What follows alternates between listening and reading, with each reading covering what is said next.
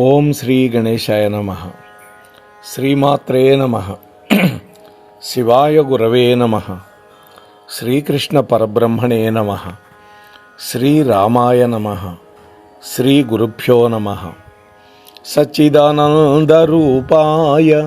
విశ్వోత్పత్యాదిహేతవే తాపత్రయ వినాశాయ శ్రీకృష్ణాయ వయం నమః. ప్రియ భగవద్బంధువులరా, ఈరోజు మన మోహనవాణి ఛానల్ ద్వారా ఈ వీడియోను వీక్షిస్తూ ఉన్నటువంటి భక్తామ తల్లులకు తండ్రులకు మునుముందుగా నా యొక్క నమస్కారాలు. ఈ రోజున దేవాలయాల్లో కనిపించేటటువంటి ధ్వజస్తంభం వెనకాతల ఉన్నటువంటి అసలు కథ ఏంటి? మయూరధ్వజుడు అనేటువంటి ఆ మహానుభావుడి యొక్క రాజు యొక్క దానగుణం ఏ విధంగా ధ్వజస్తంభంగా మారింది? ఇలాంటి ఆసక్తికరమైనటువంటి విషయాలని మీతో ఈరోజు పంచుకునే ప్రయత్నం చేస్తాను. మన హిందూ సంప్రదాయం ప్రకారం ప్రాణప్రతిష్ఠ చేసినటువంటి ప్రతి ఆలయంలో ప్రధాన దైవానికి ఎదురుగ్గా ఒక ధ్వజస్తంభాన్ని ప్రతిష్ఠించి ఉంటారు. వాయు ప్రతిష్ఠ చేసిన దగ్గర ధ్వజస్తంభం పెట్టరు, కానీ శాస్త్రోక్తంగా ఒక విగ్రహాన్ని ధాన్యాధివాసం, జలాధివాసం మొదలైనవన్నీ చేసి ఒక యంత్ర స్థాపన చేసి ప్రతిష్టాపన గనక చేస్తే అటువంటి ఆలయానికి తప్పకుండా ఒక ధ్వజస్తంభం కూడా పెడతారు. దైవ దర్శనం కోసం ఏ దేవాలయానికి మనం వెళ్ళినా ముందుగా ధ్వజస్తంభానికి నమస్కరించాలి. ప్రదక్షిణ అక్కడి నుంచే ప్రారంభించాలి. ఆ తరువాత మాత్రమే లోపలికి వెళ్ళాలి. అంటే ధ్వజస్తంభం మనకి కుడివైపు ఉండేటట్టుగా ప్రదక్షిణ. ఇది మనం పద్ధతి పాటించాలి. అసలు ఆలయాల్లో ధ్వజస్తంభం ఎందుకని ప్రతిష్ఠిస్తారు? తిరుమలలో కూడా ధ్వజస్తంభం దగ్గర దర్భలతో అంతా ఒక కట్టకట్టి అంకురారోపణ కార్యక్రమం అక్కడే చేస్తారు బ్రహ్మోత్సవాలకి. అటువంటి ధ్వజస్తంభం యొక్క ప్రాముఖ్యత ఏంటి అనే విషయాలు ఆలోచిద్దాం. అసలు ఈ ధ్వజస్తంభం ఎలా ఏర్పడింది? దేవాలయాల్లో ధ్వజస్తంభం ఏర్పడటానికి ఒక కథ ఉందంటే, మహాభారతం ప్రకారం కురుక్షేత్ర యుద్ధం పూర్తయిన తర్వాత పాండవుల్లో జ్యేష్ఠుడైనటువంటి ధర్మరాజు సింహాసనాన్ని అధిష్ఠించి పరిపాలన చేస్తున్నాడు. ధర్మరాజు ఒక ధర్మమూర్తిగా, గొప్ప దాతగా, అనేక యజ్ఞయాగాదులు చేసినవాడుగా పేరు పొందాలి అనేటువంటి ఒక కోరికతోటి విరివిగా దాన ధర్మాలు చేయటం మొదలుపెట్టాడు. యజ్ఞయాగాది క్రతువులు చేయటం మొదలుపెట్టాడు. ఈ క్రమంలో తాను చాలా గొప్ప ధర్మమూర్తిని అని ధర్మరాజు మనస్సులో భావించటం మొదలుపెట్టాడు. ఎప్పుడైతే మనస్సులో ఈ భావన వస్తుందో గర్వం వస్తుందండి. ఎవరికి గర్వం వచ్చినా దాన్ని ఖర్వం చేసే బాధ్యత తానే తీసుకుంటాడు పరమాత్మ. అందులో శ్రీకృష్ణుడికి వాళ్ళు బంధువులు, అలాగే దగ్గర వాళ్ళు. ఇదంతా చూస్తూ ఉన్నాడు శ్రీకృష్ణుడు. ఈ ధర్మరాజులో అహంకారం వచ్చింది, తద్వారా గర్వం వచ్చింది. ఇతడికి తగిన రీతిగా గుణపాఠం చెప్పాలి అనుకున్నాడు. అంటే పరమాత్మ ఓర్చుకోలేని వాడని కాదండి అర్థం. తన భక్తుడికి ఏదైనా అవలక్షణం గనక అంటుకుంటే దాన్ని పోగొట్టడానికి ప్రయత్నిస్తాడు ఆయన, అంతే తప్ప వాడికి ఏదో పేరు వస్తుందని, ప్రఖ్యాతి వస్తుందని కుళ్ళుకునే రకం కాదండి పరమాత్మ.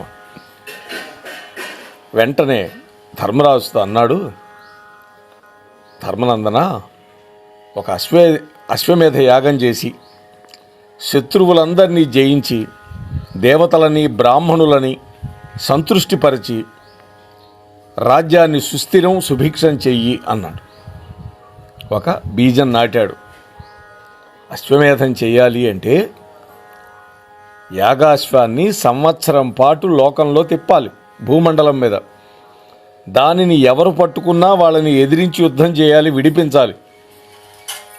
అంతే తప్ప మరొక మార్గం లేదు. అప్పుడే ఆ అశ్వమేధ యాగం పూర్తవుతుంది. ధర్మరాజు శ్రీకృష్ణ భగవానుడి యొక్క మాట శిరసావహించి అశ్వమేధ యజ్ఞానికి సన్నాహాలు చేయించి యాగాశ్వానికి రక్షకులుగా తన తమ్ముళ్ళైనటువంటి నకులుణ్ణి, సహదేవుణ్ణి, కొంత సైన్యాన్ని పంపించాడు. ఆ యాగాశ్వం అన్ని రాజ్యాలు తిరిగింది. చిట్ట చివరికి మణిపురం అనేటువంటి రాజ్యం చేరుకుంది. ఆ రాజ్యానికి రాజు ఎవరయ్యా అంటే మయూరధ్వజుడు. ఆయన మహాపరాక్రమవంతుడు. అంతేకాదు గొప్ప దాతగా పేరు ప్రఖ్యాతులు వహించాడు. ఈ మయూరధ్వజుడి యొక్క కొడుకు తామ్రధ్వజుడు. ఈ పిల్లవాడు పాండవుల యొక్క యాగాశ్వాన్ని బంధించాడు. ఇది తామ్రధ్వజుడితో యుద్ధం చేసినటువంటి నకుల సహదేవులు ఓడిపోయారు. ఆ తర్వాత భీమార్జునులు వచ్చారు. ఈ విషయం తెలిసి వాళ్ళు ఓడిపోయినారు. తమ్ములు నలుగురు ఓడిపోయినటువంటి విషయం తెలుసుకున్నటువంటి ధర్మరాజు స్వయంగా యుద్ధానికి బయలుదేరుతూ ఉంటే శ్రీకృష్ణ పరమాత్మ ధర్మరాజును వారించి ఆ మయూరధ్వజుడిని యుద్ధంలో జయించడం సాధ్యం కాదు అని చెప్పాడు. ఎందువల్ల? ఓటమి అనేది ఎరగనటువంటి నీ నలుగురు తమ్ముళ్ళు ఓడిపోయారు కదా. కాబట్టి ఆ రాజుని జయించాలంటే ఒకే ఒక్క మార్గం, కపటోపాయం. కపటోపాయంతో మాత్రమే జయించగలం అని చెప్పాడు. అప్పుడు వృద్ధ బ్రాహ్మణ రూపంలో శ్రీకృష్ణుడు, ధర్మరాజు ఇద్దరు కూడా బయలుదేరారు. వృద్ధులైన బ్రాహ్మణులుగా వేషం వేసుకున్నారు. మణిపురం చేరుకున్నారు. ఆ బ్రాహ్మణులను చూసినటువంటి మయూరధ్వజుడు వాళ్ళకి ఏదైనా దానం ఇవ్వాలి అనుకొని ఏం కావాలో కోరుకోమన్నారు. సహజంగా రాజులందరూ కూడా దానం చేయటంలో ముందుంటారు. అందులో బ్రాహ్మణులకి ఎక్కువగా ఇస్తారు వాళ్ళు. ఎందుకని బ్రహ్మజ్ఞానం కలిగిన వాళ్ళు, యజ్ఞయాగాది క్రతువులు చేయించగలిగిన వాళ్ళు, దానం పట్టడానికి అర్హత కలిగిన వాళ్ళు బ్రాహ్మణులు. అది బ్రాహ్మణుడు 6 పనులు చేయాలని శాస్త్రం చెప్పిందండి. మహాభారతమే చెప్పింది. 1 అధ్యయనం, 2 అధ్యాపన. అంటే తాను వేదాన్ని అభ్యసించాలి, అలాగే ఎవరైనా వస్తే అర్హత కలిగిన వాళ్ళకి వేదం బోధించాలి. 2 పనులు. రెండోది యజ్ఞం తాను చేయటం, అర్హత కలిగిన వాళ్ళ చేత యజ్ఞం చేయించటం. అవి 2 పనులు. 4 అయినాయి. ఇంకా చివరి 2 ఏమిటి అంటే దానం తాను చేయటం, తాను దానాన్ని గ్రహించటం. ఈ 6 పనులు బ్రాహ్మణుడైనటువంటి వాడు చేయాలి. అందుకని అటువంటి బ్రాహ్మణులని ఎక్కువగా గౌరవిస్తారు రాజులు. ఈయన కూడా మంచివాడని చెప్పుకున్నాగా, అందుకని ఏం కావాలో కోరుకోమన్నా. కృష్ణుడు అన్నాడు, రాజా, మీ దర్శనార్థమై మేము వస్తున్న దారిలో మాకు ఒక సింహం అడ్డొచ్చింది. ఇతడి యొక్క కుమారుణ్ణి పట్టుకుంది. బాలుణ్ణి విడిచిపెట్టాలని మేము ప్రార్థించాం. కానీ ఆ సింహం మానవ భాషలో మీ కుమారుణ్ణి నేను విడిచిపెట్టాలంటే మణిపుర రాజైనటువంటి మయూరధ్వజుడి యొక్క శరీరంలోని సగభాగం నాకు ఆహారంగా ఇవ్వాలి అన్నారు. కానీ ఆ అర్ధ శరీరాన్ని అతడి యొక్క భార్య, పుత్రులు స్వయంగా కోసి ఇవ్వాలని కూడా కండిషన్ పెట్టింది. కాబట్టి మీరు గనక మీ యొక్క అర్ధ శరీరాన్ని మీ భార్య, పుత్రుల చేత కోయించి ఇస్తే ఆ సింహం ఇతని యొక్క పిల్లవాడిని వదిలిపెడుతుంది అని మయూరధ్వజుడికి నమ్మకం కలిగించేలాగా చెప్పాడు కృష్ణుడు. కాబట్టి ఓ రాజా, దానప్రభువులైనటువంటి మీరు మాయందు దయతలిచి మీ శరీరంలోని అర్ధభాగాన్ని దానం ఇవ్వండి, ఇతడి యొక్క కుమారుణ్ణి కాపాడండి అని కోరాడు. బ్రాహ్మణుల వేషంలో ఉన్నటువంటి శ్రీకృష్ణుడు, ధర్మరాజుల యొక్క కోరిక వినగానే మయూరధ్వజుడు చాలా ఆనందపడ్డాడు. అరే, ఎందుకురా మాటిచ్చాను అని ఏడవల. అంగీకరించాడు. దానికి తగిన ఏర్పాట్లు చేయించాడు. తన భార్యా బిడ్డలతోటి చెప్పాడు, తన యొక్క శరీరాన్ని మధ్యకు కోసి వాళ్ళకి ఇవ్వమని చెప్పేశాడు. వాళ్ళు కూడా ఆయన శరీరాన్ని సగం కోయటం చూసినటువంటి ధర్మరాజు ఆ మయూరధ్వజుడి యొక్క దాన గుణానికి నివ్వెరపోయినాడు, నిశ్చేష్టుడైపోయినాడు, ఆశ్చర్యపోయినాడు, కొయ్యబొమ్మలాగా బిగసకపోయాడు. తనలో ఉండే గర్వం కాస్త కర్వం అయిపోయింది. ఇంతలో మయూరధ్వజుని యొక్క ఎడమ కంటి నుంచి నీరు కారుతూ ఉన్నది. చూశాడు ధర్మరాజు. ఓ రాజా, తమరు కన్నీరు కారుస్తూ ఇచ్చిన దానం మాకు వద్దుగాక వద్దు అన్నాడు. చూశారా? అందుకు మయూరధ్వజుడు చెప్పిన జవాబింటే,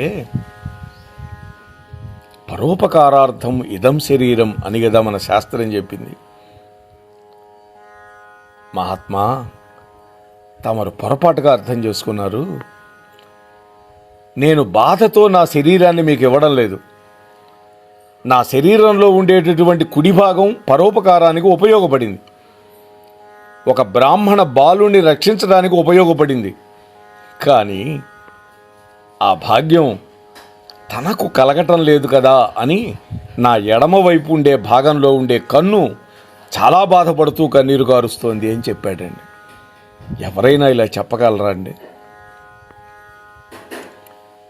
మయూరధ్వజుడి యొక్క దానశీలతకు మెచ్చుకున్నాడు శ్రీకృష్ణుడు. వెంటనే తన నిజ స్వరూపాన్ని దర్శనమిచ్చాడు.